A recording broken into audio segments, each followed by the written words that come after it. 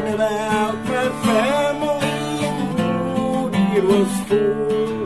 There's water on the wound and sails feel good.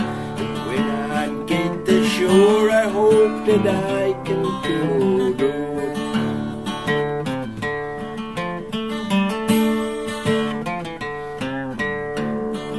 My father was a sailor named Captain Kennedy.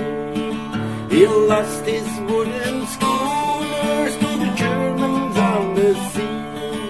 Exploded on the water for everyone to see.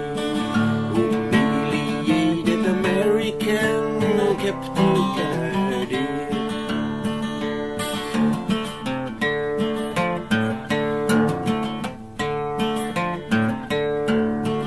I saw him in Nassau in 1971. His strength was failing, but he still run and run.